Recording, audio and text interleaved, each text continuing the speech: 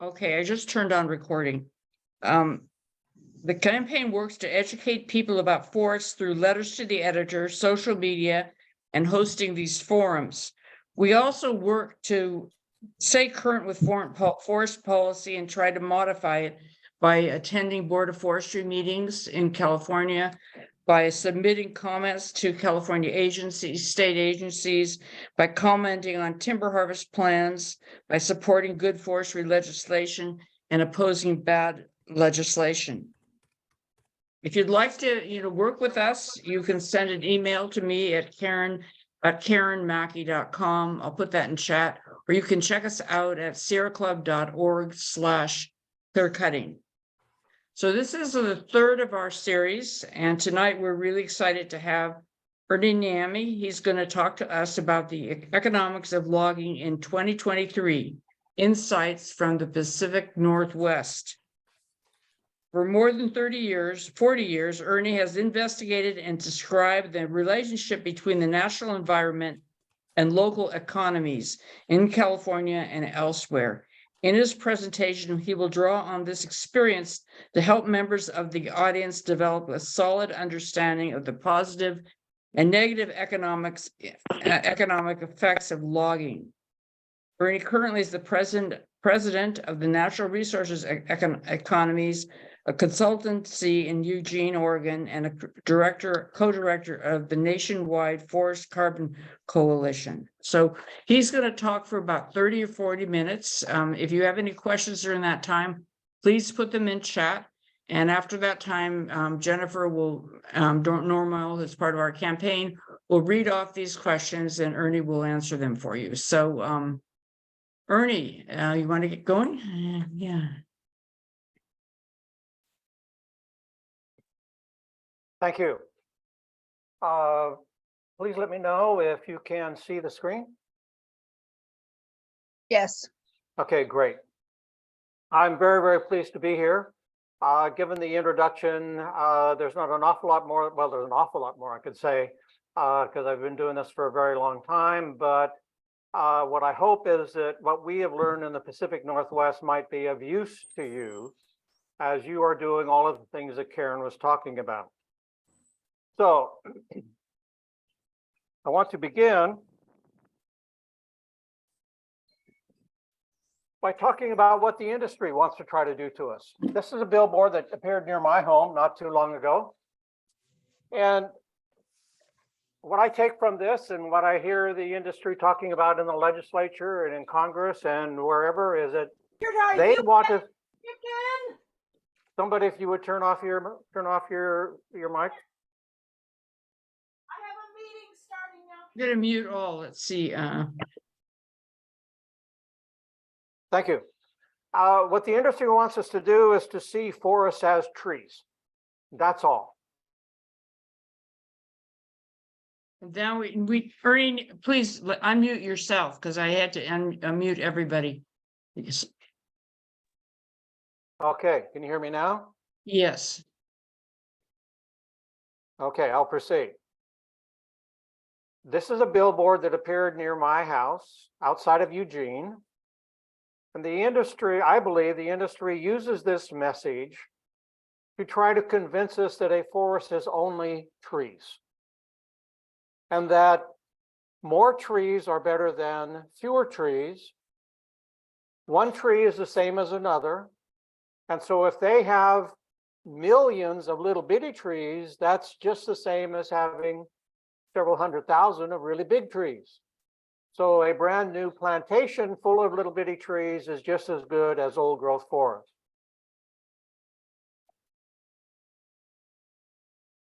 This is the billboard that appeared 2 weeks ago. And it's really interesting, again, what the industry is trying to convey here. And that is that forests for the trees creates jobs. And not only that, but it creates jobs for young people, and not only young people, but young women. What a wonderful thing. Aren't they progressive? And if you look at the bottom, if you can read that on the left, it says, keep Oregon's forests working. And who can be opposed to a working forest as opposed to one that just sits idle and sucks resources from the rest of us. And on the right, it says, Oregon forests forever. And again, what a wonderful, wonderful message. What I want to communicate today is that, again, as I believe you all know, is that forests are much more than trees. And as a result, killing trees has both benefits and costs. During my presentation, I will say many things critical of the timber industry, but I ask you very sincerely, do not go away saying that I am anti-logging, because I am not anti-logging. I am not pro-logging. Instead, as an economist, I look at the benefits and the costs, and if the benefits exceed the costs, cut the damn tree down, because that will make our human society better. Net benefits. But if the costs exceed the benefits, then it is stupid, it is silly, it is harmful to us to cut the tree down. And as we do this, let's consider all of the benefits and costs. The second message I want is that industrial timber production, as we've experienced it in the Pacific Northwest, actually is generating fewer jobs in the industry. And it actually is impeding growth in jobs in other sectors. This is an industry that is harmful to the overall performance of a modern society, modern economy. Moreover, the evidence I'm going to present today, I believe, demonstrates conclusively that industrial timber production represents net costs to society. That is, the costs exceed the benefits by a bunch. So, some context. What do I mean by the economy? The economy has two parts. One is market activity, driven by largely by corporate desire to generate profits, but it generates goods and services, produces goods and services. It generates jobs and income, taxes, and the like. We all know about this. This is the economy measured by GDP, or gross domestic product, that we hear so much about. But there's another component to it, and that is the well-being that the citizens of California enjoy from non-market goods and services. The contributions that nature makes to your well-being, be it clean water, clean air, pretty things to see, your ability to walk through the forest and feel that peace. There's an awful lot of evidence that having daily access to green places leads to better mental health and physical health, for example. You don't have to pay for that for the most part. It's what nature contributes to your well-being. It's important, as we're talking about the economy then, that we account for both of these. So, number one, killing trees kills jobs. I want to talk about that. And it also harms community. So let me talk about that first. In 1993, the new president, Clinton, took steps to protect about more than 20 million acres of forest on national forest lands in Northern California, Oregon, and Washington. And it seemed like every sociology department in the United States was just overjoyed, because what an experiment. We were going to stop logging on federal lands, which was about 1/2 of the timber supply in Oregon. And you could trace then the impacts on communities. And there was absolutely certainty that the impacts on communities would be devastating. But in 2000, so 7 years later, the National Research Council convened a panel to review the evidence, the number of PhD theses that had been written and published. And this is their conclusion, just the exact opposite. Timber is bad for communities, whether it is unemployment and poverty, whether it is substance abuse, whether it is poor health care, whether it is producing children with lower levels of education. Now, there's no surprise here for economists that have looked at this, because we know that this is a relationship that's typical of all extractive industries around the world. Mining, for example. We know this happens in mining communities. We also know more recently, this comes from a man named Dominic De La Sala, who lives and works in Southern Oregon, who was perhaps the world's premier expert on the effects of wildfires and what to do about wildfires in California.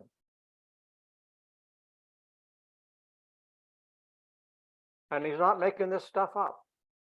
This is serious science. If you ever seen the plantation that the results after the clear cut, you know that it's all these little bitty trees right next to one another. And if they catch fire, they burn like crazy. And they burn so fast and so hot that it's very difficult for communities nearby to anticipate that the fire is coming and get out of the way. And we certainly saw this in the Mackenzie River Valley 2 years ago, about 20 miles from my home. So that's a community effect. What about jobs? We go back about the turn of the century, 1 million board feet of timber harvested supported about 12, 13 jobs per million board feet in logging, so out in the woods, and wood product manufacturing in the mill. By 2012, that had dropped to about 6, and there's every reason to believe that it's gone down lower than that, but economists haven't really looked because it's such a small part of the economy that why pay attention to that? You know, it just isn't worth the effort. There are reasons to believe that it's down around 4, perhaps less. And in part, that's because they have gone from a forest that has many different types of trees and many different types of resources to a forest that has only trees that are about this big around. And so it's easy to process them without using very many people, using big machines out in the woods, carry them to the mills, and the mills then process them by computer. And it's not just recently that this has happened. The industry itself, ironically, put together this chart that showed that the harvest had recovered in Oregon after the Great Recession at the end of the 2000s, so that by 2012, 2013, it's back up to 4 billion board feet. Hallelujah, isn't that wonderful? But oh, the mill jobs did not recover. During that recession, the industry used the recession as an excuse to eliminate about 1/3 of the jobs. This is not a new phenomenon. This is the corporate profit-oriented economy at work. There is no reason at all to believe that this relationship between jobs and killing trees is ever going to go up. Moreover, some research has concluded on the left, looking at counties in Oregon that have significant timber harvest, the higher the cut, the lower the median wage in that county. Moreover, on the right, the higher the cut, the more poverty in that county. And again, there is no reason to be surprised. We see this, for example, with coal mining in Appalachia. We've known this for a very long time. No surprise. You should not be surprised to find the same thing in California. And I hope then this information helps you push back when the industry, using billboards or whatever, says, boy, let us kill more trees through more clear cuts so we can create those really wonderful jobs and have really strong rural communities. It just is not so in the Pacific Northwest. For decades, researchers at the Forest Service has been looking at what is the relationship between national forests and rural economies. Over those decades, they have concluded that increasingly the West is moving from a manufacturing, a resource extraction economy to an economy that relies on talent. And again, no surprise, stumps do not attract a good talent. Healthy forests can attract good talent. And the major impetus for economic restructuring has been what economists call amenity migration. That is to say, people wanting to live in a very nice place. So I have here in Oregon heard many stories of people from Los Angeles who come to Oregon on their holiday. They go back home and one or the other says, honey, I know it's going to be tough, but we had such a great time up in Oregon. Let's get the hell out of Los Angeles, go to Oregon and see if we can make a go of it. And they do across the board. Stumps get in the way of this. Clear cuts get in the way of this. It's very clear.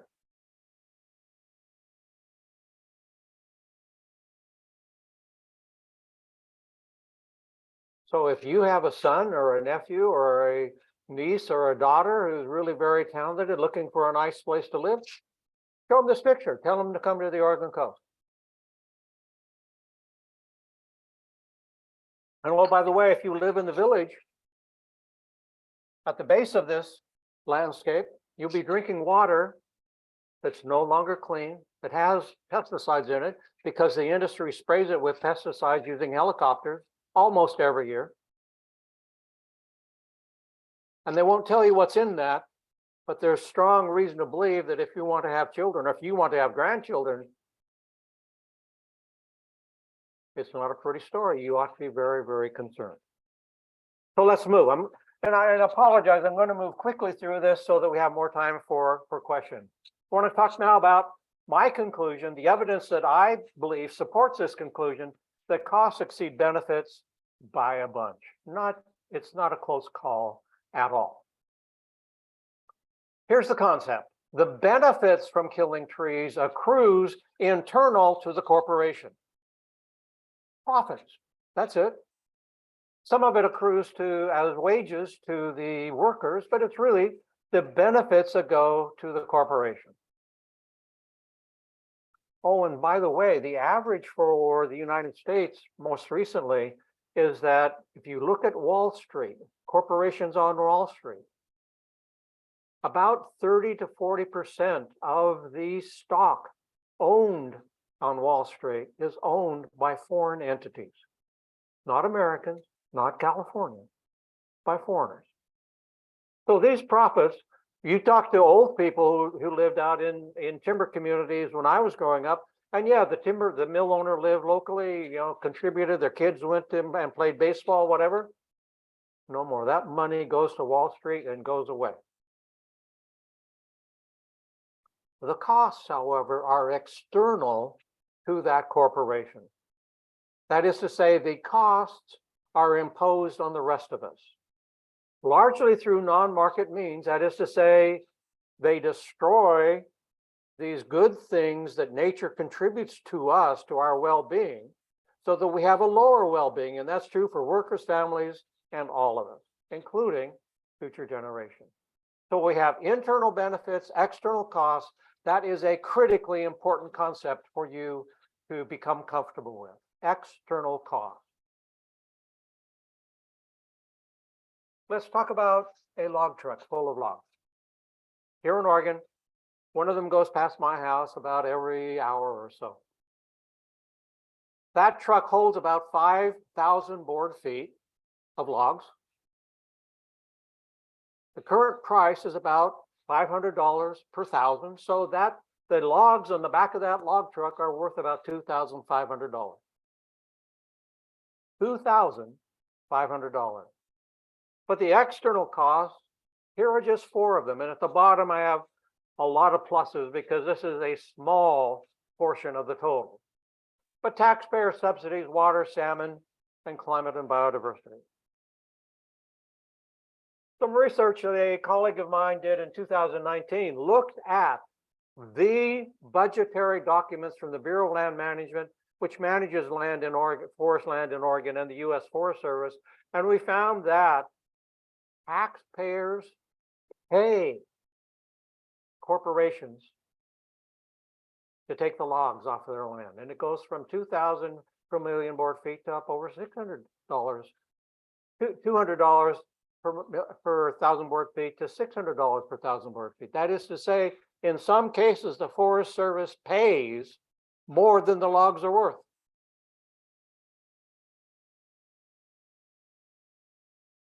And water.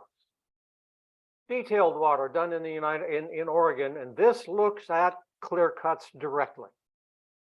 And this has found that industrial timber production increases the temperature of water in streams by enough to threaten the existence of, say, salmon and other things. And oh, by the way, it may be warm enough, especially as the climate warms, so that there are blue-green deadly algae in those streams. And if you take your dog and the dog swims in the creek, the dog's going to die. That is an external cost from industrial timber production. And here's another one. It's a little complicated, but work all the way down to the bottom right. If you compare a native forest and the stream in the native forest to the stream in a plantation, a clear cut, the clear cut has 50% less water in the end of the summer.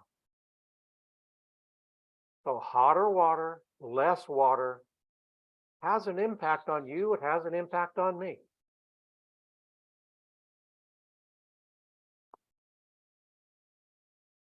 I want to jump a little bit to salmon. This is information way back in 2008, and it's information about the Rogue River, which is in Southern Oregon. And the researchers looked at, well, what is the value of all of the salmon that comes out of that one single river? And they found that, wow, most people in the market economy talk about commercial fishing, but the value of commercial fishing was only about 1.4 million. The value of sport fishing was more than 10 times that. But there's something economists have realized is really, really, really important right now, and it's getting more important every day, and that is people do not want to see species, especially something like salmon, go extinct. And our preference for that comes from anybody. You don't have to go out and see the salmon. You don't have to catch it. You just don't want it to go extinct. And that value was 1.5 billion. Well, that's non-market. So of course the industry doesn't talk about that. And if it's non-market, then who cares? Come on, people, we just want to have more money. That's what you need to fight against. This is non-market stuff. It's non-market values. It is incredibly huge. Research conducted 2 years ago by researchers at the Oregon State University looked at, in effect, the existence value of salmon on the Oregon coast, which are headed towards extinction. They are listed under the Endangered Species Act.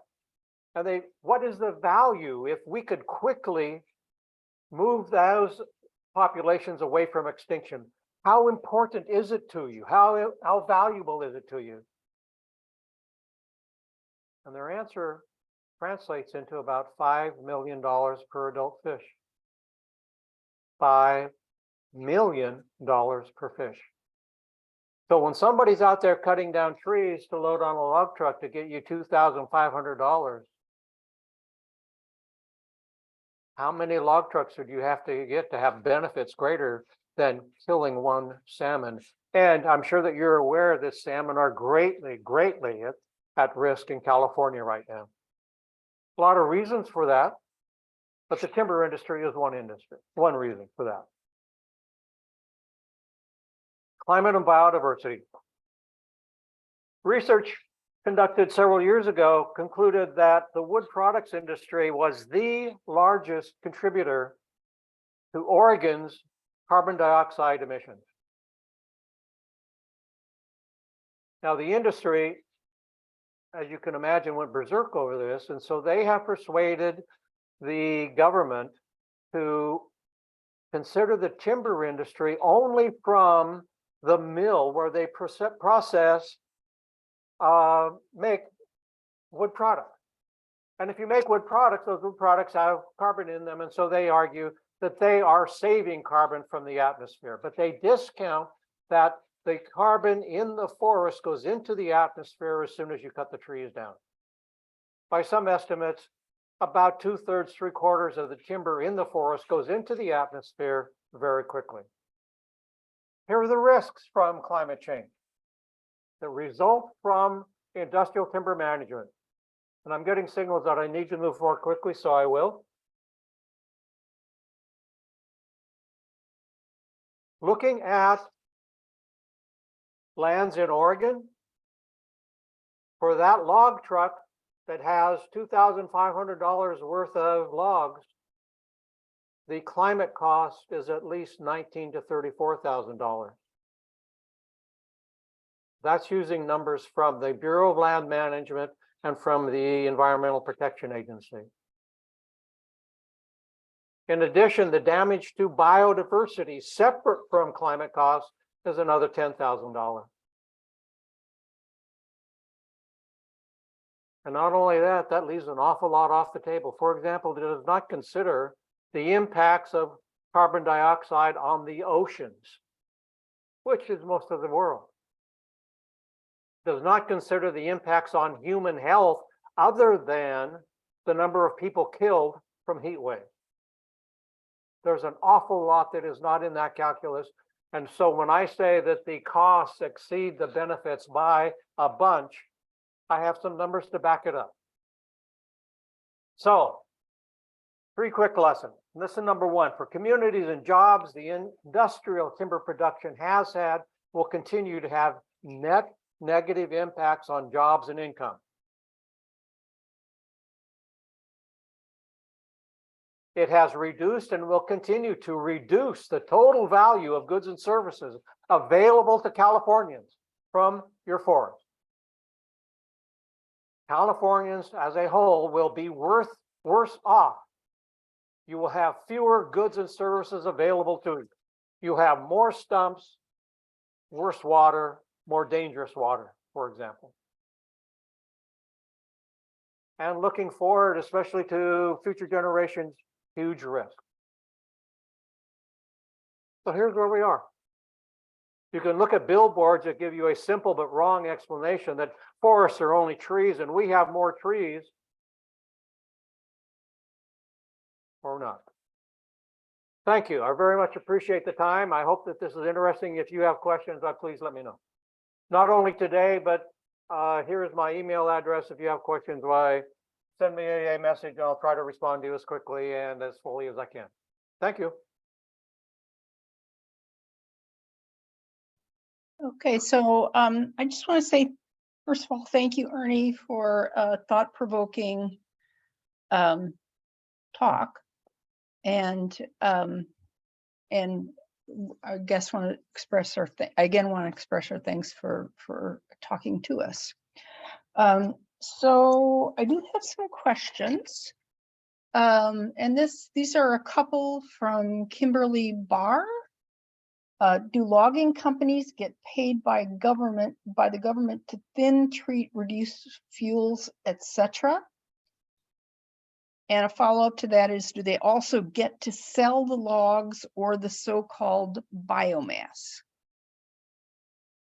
I can't speak to every situation, so I don't want to, again, please do not quote me that I say something and then somebody can find a specific example that is counter to that. In general, the programs on federal lands, there have been some efforts to try to pay a contractor to come in and thin, because the social benefits of thinning by reducing the fire risk exceed are worth it. But we have a messed up budgetary political system, and so it's very difficult for a forest supervisor to do that, because that forest supervisor simply doesn't have the money in the budget to do it. So the answer is, well, let's consider this as a timber sale. And the contractors will bid on that timber sale, but they'll say, if you only allow us to take little trees out of the thinning, we can't make any money, so we're not going to bid on it. And so the supervisor ends up saying, well, hey, why don't you take some of the big trees too? We'll let you take the big trees that are worth an awful lot of money. And those big trees, when you kill them, will subsidize your taking the little trees. And so that happens. And yes, they take the trees and they sell them. Okay, thank you so much for that response. We did have somebody just saying, could you put your email in the comments or the chat again, because it disappeared too quickly for that person to get it down. I just added it, Jennifer. I saw okay. it. Okay, great. Thank you. Okay, and I've got a couple questions from Lee Alley. How do you counter arguments that longer rotation logging requires higher carbon building materials as a substitute for lumber? Well, that's a really interesting question. So I'm really glad that you answered that.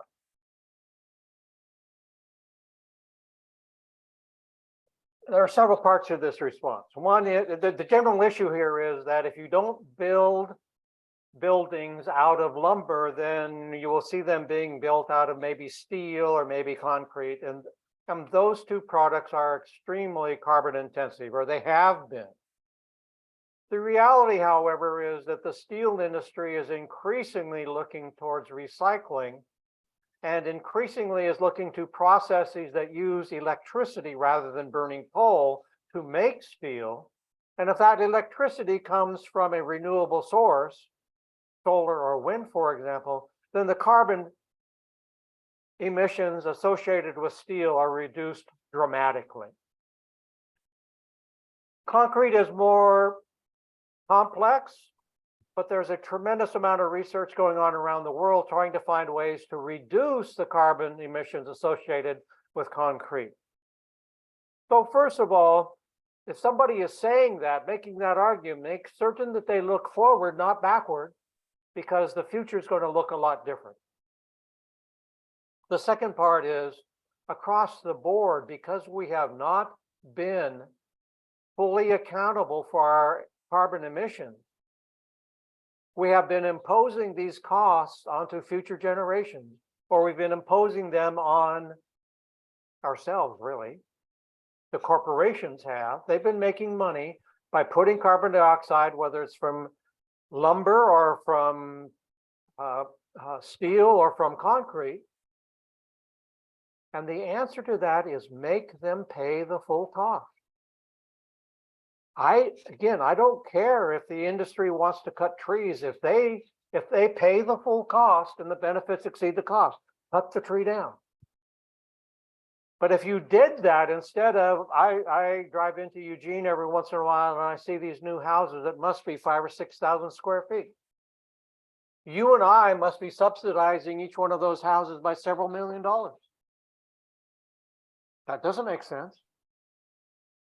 If they want to build a house that big, let them pay the full cost. If they don't, then let's build smaller houses. Let's have smaller buildings. That's the answer to the carbon issue. I hope that helps. Thank you. Oh, okay. And another question from Lee. I do want to ask you a question too, kind of related to all this, but I'll give you Lee's other question first.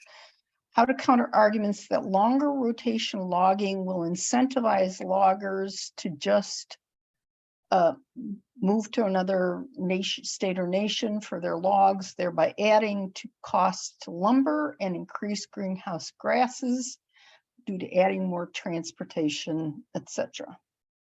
Let me tell you a story, if I may. This goes back to the 1980s, end of the 1980s, early 1990s, when we were fighting the battle over logging in Oregon and Washington and Northern California.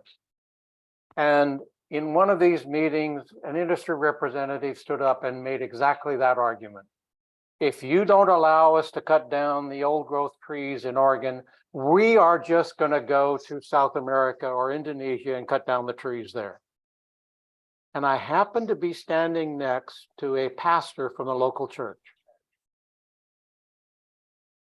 And he said, that reminds me of a man who's come up to me and said, Pastor, you've got to help me. I know that I've been beating my wife, but if I don't beat her, I'm really afraid I'm going to beat my daughter. And he said, the answer to him is, don't beat anybody up. Do the right thing across the board. So inherent in the question that Lee asked is the industry is saying, we are such reprehensible people and corporations that if you don't let us rape the land in California, we're going to go rape the land someplace else. It's not acceptable. I don't know any other better answer to that. Okay, and it's kind of a, to me, we're everybody here, all the activists here are interested in really putting an end to really egregious logging practices, if not most logging, period. But you have to offer solutions because, other options, because, you mentioned concrete, but what about, can you comment at all about just wood substitute industries, bamboo that are more sustainable, bamboo, hemp, for example? I'm not going to speak to specifics. We don't have enough time, and for every example I give, I'm certain that somebody could come up with a counter example, but the general point is this.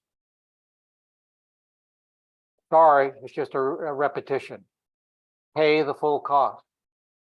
If they pay the full cost, we will use less because the corporations making profits off of destroying our water, our salmon, our well-being, no longer will be able to do that. And if they don't do that, then we will conserve these things.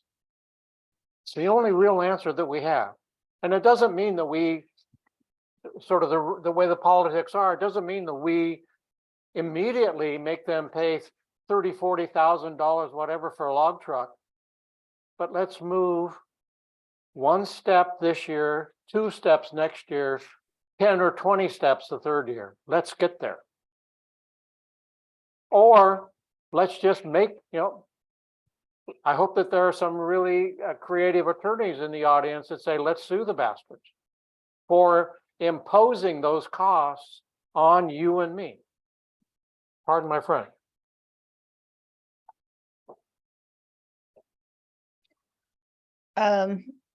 Okay, thank you for that answer.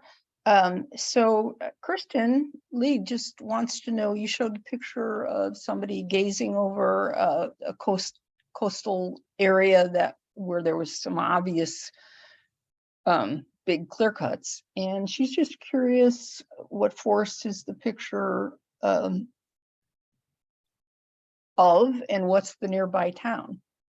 That is all private land to my knowledge, and it's near a place called Rockaway Beach. Okay, and I don't know if this was a question or just a comment from Terry Moon. And I don't know, Karen, if you're going to need to unmute Terry for just a minute so she could clarify. In the chat, it was just damage to roads. And I don't know if that was a comment or if there was a question mark by it. Oh, no, I was just naming one of the external costs that he didn't mention. No, thank you. I really appreciate that. I've talked about that for years and years. It's absolutely true. You put these big trucks, and there are thousands and tens of thousands of them. And yeah, that's the reality. They eat up the roads very quickly. Just as an indicator, if in Oregon we have 4 billion board feet, and there are 5,000 board feet per log truck, 5,000. That's a lot of log trucks. Hundreds of thousands of log trucks. Well, there's not only the issue of damage to roads, but just the impact of building roads in order to do big clear cuts. And every one of these trucks, as far as I know, is diesel. Yeah, all of that, all of the above. Okay, so from Carla Clower. I'm sorry if I pronounced your name wrong, Carla. After clear cutting, is there less water at the end of the summer due to a faster snow melt? And snow melt spring runoff early in the season, and then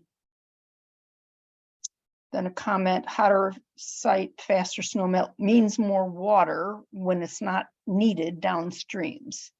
this has an economic impact also? Excellent question. I'm not the scientist, so I'm not qualified to answer, but as I understand the science, it is very complicated. One thing is when you have trees, and especially big trees, the land underneath them is much cooler.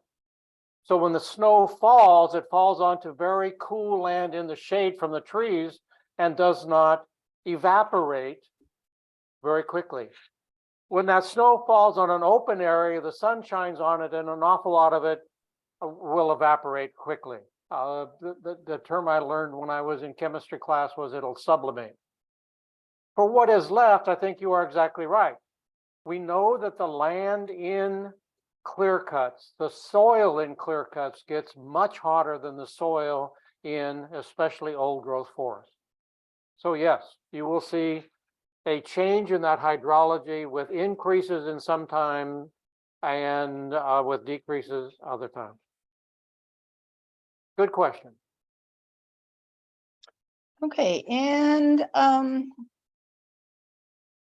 Gary Jen? Barley, yeah. I wondered if Carolyn Pufalt might want to make, I'm probably saying her name wrong, if she might want to make a statement about FSC. Carolyn, did you want to make a statement? Oh, hi. Yeah, really briefly, thank you. I'm enjoying this. My name's Carolyn Pufalda. I'm chair of the Sierra Club's Forest and Climate Grassroots Network team, and we manage the Sierra Club's membership in the Forest Stewardship Council, FSC. And folks were bringing up the very important question, if we don't let folks log here in this country, they'll go somewhere else and it'll be even worse. And that it's a big, huge problem. But one of the things the Sierra Club is doing is we are participating. We've been members for almost 30 years now in the FSC. It's an international organization, has US chapters, US influence, but it's international.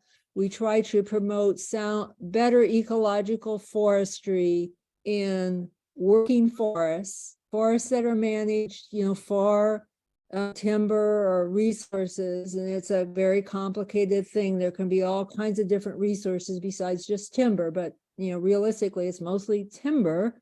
But they try to promote better environmental standards and a certification for that better standard. So that's something that Sierra Club is doing to try to make everybody play by better rules all over the planet.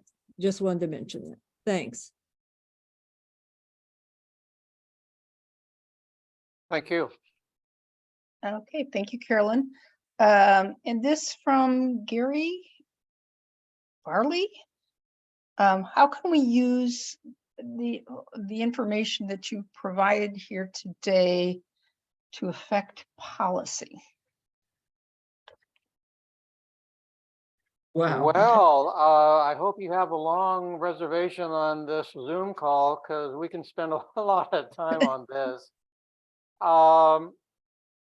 Several things.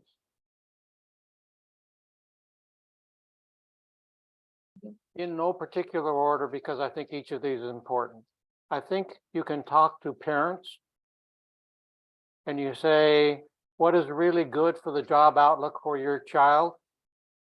And interestingly, what we see is that an awful lot of children are very capable on their digital devices. And really, you want to train them to go take a job to cut down trees because that's the only way they can find a work in their local community? That doesn't make sense. So let's try to find a new way to create jobs in our local communities. Give them a reassurance that there are communities all across the West that have done this, and we can provide some of that information. The second is to have confidence in yourself.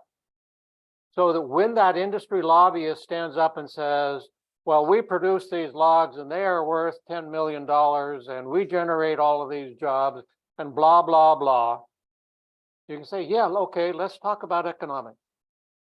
have you, the corporation, paid for the fish you killed? Have you paid for my neighbor's dog that died when they went into the creek at the bottom of your clear cut? Have you paid? And you just keep showing them the numbers. And see if the legislator who's listening into this discussion gets the message. As the economist, that's the only option that I know of, and that is to get the truth out there and get them to say, will you look in the eyes of my children and my grandchildren and say that your profits from killing trees, cutting down trees, planting new seedlings, spraying fertilizer and pesticides into the creek, and then cutting them down again in 30 years so that you could make more money, destroying the soil in the process. And oh, by the way, we don't really have forests unless we have fungi in the forest, in the soils, and you started to destroy that. Some of you may be familiar with the research by Suzanne Simard, for example, finding the mother tree. And you are not paying attention to all that. You're saying it's only about the number of trees. I don't know any other way to try to change that. First of all, let people know it's in their self-interest, and then try to hold people accountable. And good luck. If you find the magic, hallelujah, let me know as soon as you can, please.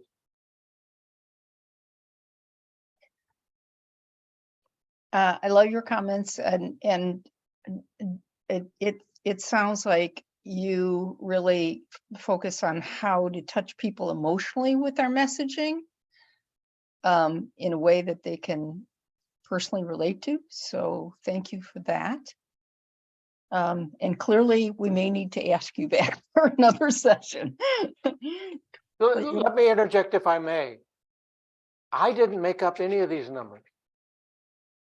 Basically, I just did some arithmetic using numbers that other people, other agencies, other entities have developed. You know, it's not that Ernie Niemi went out there and did all this research, went into the closet and came up with a magic model that cranked out numbers. No, this is really straightforward stuff. It's that they don't want you to know. They want you to think about trees, and they want you to think that what they do is good for young people. And it's not.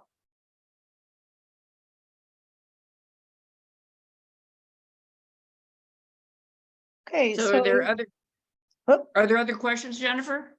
we got a ton. Oh, yeah. Yeah, no, we have 1, 2, 3, 4, 5. I've got 7 so far. And they're all good questions, so I don't really, other than just kind of going in an order of how they came in. I'm not, I'm not Okay. sure we're going to get to them all, but we'll try. Okay, all right. Okay. Okay. So from Brent McDermott, how can small single tree logging and local milling compete with industrial logging? There are some really good examples in Oregon, some really, really admirable examples. It's people who own the land, who are committed to being stewards of that land. They don't need to generate profits on a quarterly basis for people living in Japan or Saudi Arabia.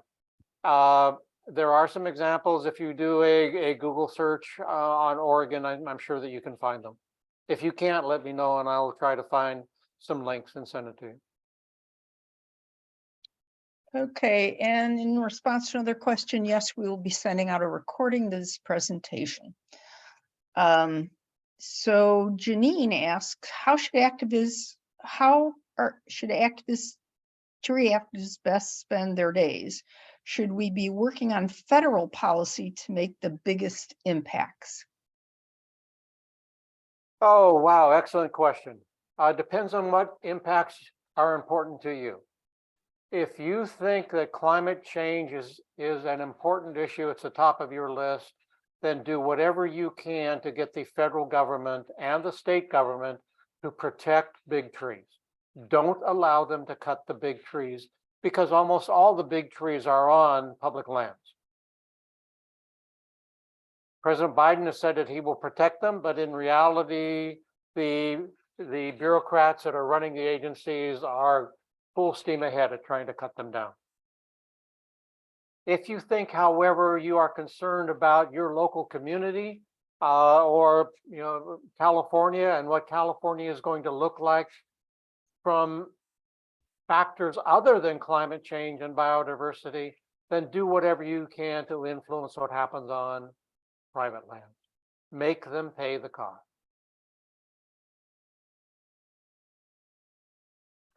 Okay, and where do you stand on a fee for carbon externalizing industries that rises every year? And sorry, I didn't write down this. I'll look up this question. Let me just move on to another question. I'm going to look this back on this one to make sure I got it right. So from Carlo, if wood products cost their full price, then would there be less waste and there would be a good incentive for using and recycling usable wood instead of demolishing old houses, etc., and hauling the splinters to the local landfill? Bingo. Short answer. Absolutely. Next. Okay. Since we have a new carbon market here in Washington, what do you think about the trade-off of buying off acres of tree with substitute carbon credit? Again, there's a very long period of time we could spend on this. The general consensus that I hear from the people who have looked at this very carefully, including the Sierra Club, as I understand it, is that the carbon credit market, or if you put those words into a sentence and include forests, it almost always has been a scam here in the United States and around the world. That somebody has said, give me money and I will manage my trees to sequester carbon, and then you can go emit whatever you want because you are paying me to sequester carbon by letting my trees grow. And number one, they already were going to do that, so you're just giving them money and there's no net increase in the amount of carbon being stored. Or two, while nobody's looking, they cut the trees down anyhow.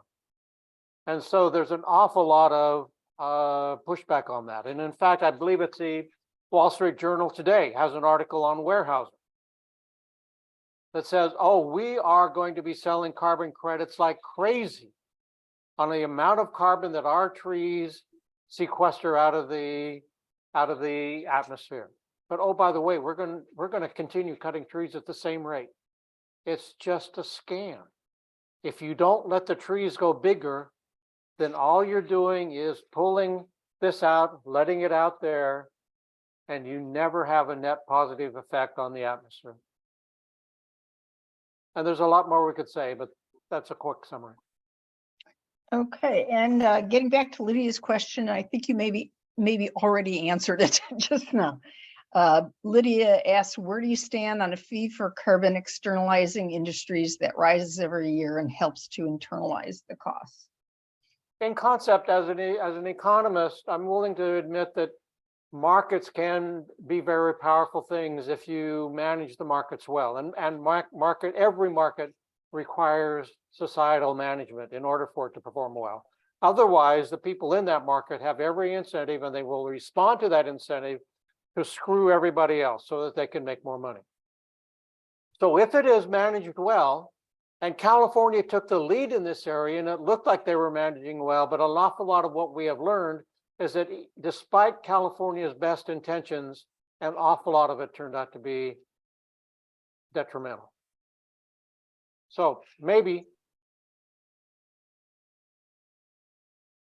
And sticking with the issue of carbon markets, since we have a new carbon market here in Washington, what do you think about the trade-off of buying off acres of trees with substitute carbon credits? And again, you've kind of answered that, but if you have anything else to say in that regard. Well, here's one way to think about it. If the industry has the right, if society gives them the right to kill their trees and send the carbon into the atmosphere, then what option do we have? Society should pay them not to do that. Okay, so we buy the land and pay them not to do that. If, however, society has the right to not have deadly pollution imposed on us, and that's what carbon dioxide is, it's going to kill, it already killed people in Washington and Oregon a lot 2 years ago with the heat wave. And you're familiar with this in California. If society has the right not to be killed, then the industry should pay us whenever it emits emissions into the atmosphere. It should pay us. Mhm. Those are the fundamental concepts. Now you can take those, who has the right, who doesn't have the right, and try to apply that. Changing the subject a little bit, a lot actually. From Larry Hansen, what do you know about how clear cutting is a factor for more catastrophic wildfires? I gave the two slides from Dominic Della Sala. He is the scientist that I look to.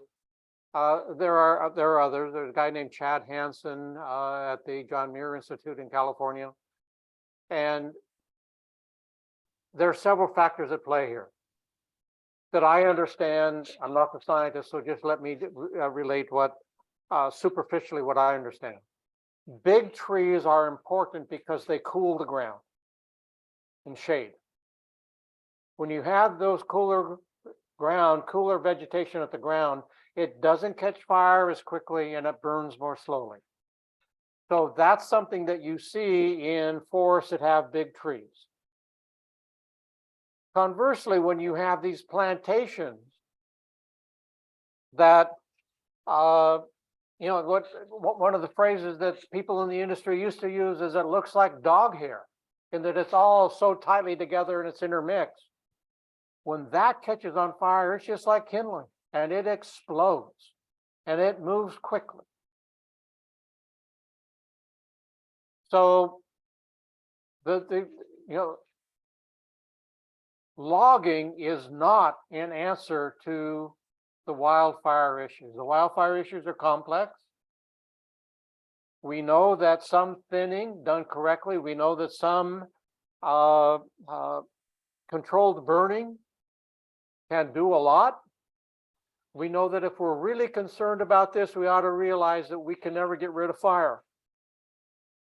So we have to adjust our communities to protect our communities from fire, rather than going 30, 40 miles out into the forest and cutting the trees down, pretending that that's going to make the community safer, because it isn't. So there's an awful lot of issues there, and we can discuss them perhaps some other time. Okay, and we are kind of at time. I still have 3 more questions. And so I just want to put it out to you, Ernie, if you can hang with us through those 3, or should we just, should those people just email you personally? I tried to communicate at the beginning. I don't know if my mic was unmuted at the time. I'm honored to be here. You folks are on the front lines. You are in the communities. You are trying to make the world a better place. If I can give you information useful to you, then let's do it. So let's go. Much appreciated. Thank you so much. So from Claire, what is the building trades lobby? Where is the building trades lobby on getting California policy to incorporate these externalized costs of the lumber industry? I don't know. I'm not that familiar with California. The experience that I've seen in the Pacific Northwest is through the 1980s, the building trades folks were really more concerned about their communities, and the industry was the industry. Those trades tended to be highly unionized. The timber industry tended to be highly unionized, and they saw that the interests of workers and the interests of communities were not the same as the interests of corporate owners. During the 90s until now, however, the industry has been successful, I believe, and I'm going to use a word, I hope it doesn't offend anybody, but the industry has been successful in capturing the union. And so now the industry tends to make the arguments that stem from a desire to generate profits. But here's one of the facts that may be of interest to you, and that is, when I was a child, I could work for a summer at the mill and I could make enough money to pay for a year's college. Can't do that anymore. When I was doing that, the industry paid about 30% above the median wage in Oregon. The industry, with its unions, paid high wages. That differential has disappeared. The industry has taken that money back, reclaimed that money as profits, and now workers in the industry do not earn a premium compared to any other. So not only do we have fewer jobs per million board feet, but the existing workers end up with less. Now, is it a challenge to try to help the building trades people understand this and get around it, and that it's in the interest of their children to build smaller homes rather than bigger homes, or to convert existing homes into multifamily homes, so that we don't have these 500 or 5,000, 6,000 square foot homes that are just monstrosities in terms of their impacts on all of us and on our children? Maybe we can convince some of them. I've seen that here in Oregon. Some people get on board. Okay, and another question from Janine. How do we even get to the full cost of logging? Could you please talk more about any such path? Well, I do this sort of work in an awful lot of communities in other nations, with communities where people have no economic training at all. And so I tell them, the first thing you do is make a list. Make a list of what you know and what people like me can help you know. What are all of the costs? What are all the things that worry you?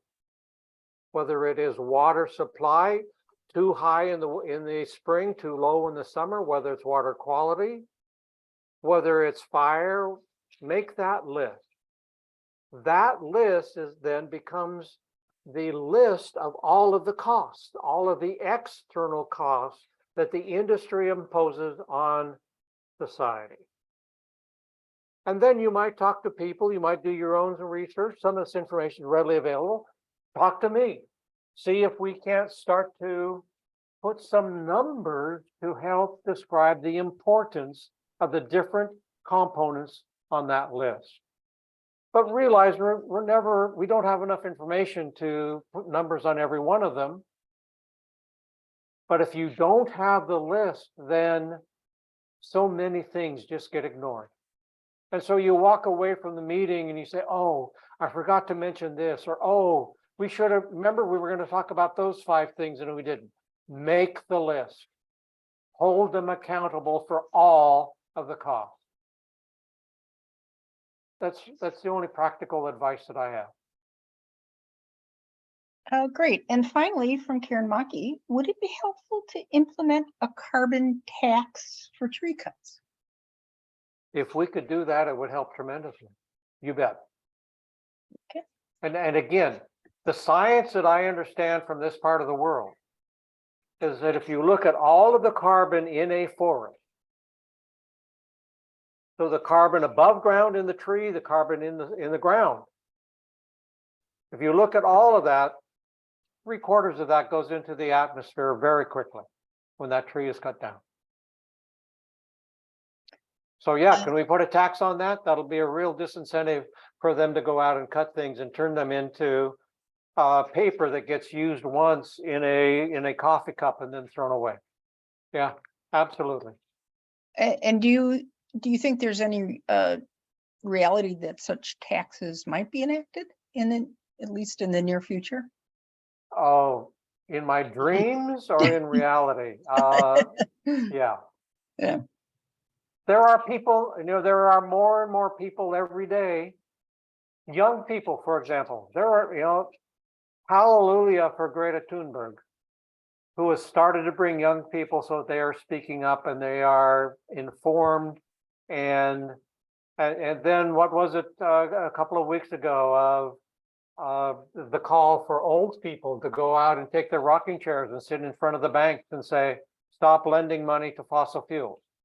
Well, I'm an old white guy. I'm ready to take my rocking chair and go maybe sit in front of Weyerhaeuser or Sierra Pacific and say, hey, stop killing all the parts of the forest that are not trees. I don't know any other way. Okay, great. And if you just have time for one more quick question. Sure. Sorry, just, oh my goodness. I don't want to take advantage of you, Ernie. Oh, please, take advantage of me. What? Okay, all right, let me just scroll down. So I do want to say we're getting a lot of really thoughtful, insightful comments in the chat. And so for those of you who aren't able to or don't pay as much attention to the what comes in on the chat, rewatching this, not only to really instill some of the wisdom Ernie has passed on to us and really emblazon it in your brains, but also to read some of these great comments. So one more question. Does Ernie have any resources on full cost logging that we can connect to now? Oh, I think I certainly have produced some of this. Whether it's available anymore, I don't know. If you have a question, let me know, and I certainly have it in my library. But yeah, I've done an awful lot of work. This guy John Talbert also has done an awful lot of work. You might go to the organization Forest Carbon Coalition.org, and we have a library on that. So you might check that out. Great. By the way, if I may, I'm just looking at a comment from Claire Broom, and it says, your statement that carbon emissions from forest fires are higher than transportation. I have not talked about the emissions from forest fire. So if one of my slides confused you, that's not what I talked about at all. So That was my fault, Ernie. okay. So thank you very much. Again, I'm very honored to be here with you. If I can help you in any way, let me know. That doesn't mean I will respond immediately. I do at times have another life. And but I've told people that over the years I've gained some knowledge, and if I can share that with other people and help them, I will do what I can. So thank you. Thank you very much for coming and talking to us. We really greatly appreciate it. So yeah, economics is a really important part of trying to learn how to combat the timber industry. And Karen, could you please be sure to save the chat so people have access to Yeah, that? I have saved the chat. Okay, awesome. And I also want to say thank you, Ernie, so very much. You're very welcome. Goodbye now. Goodbye. Goodbye, everybody. Bye-bye.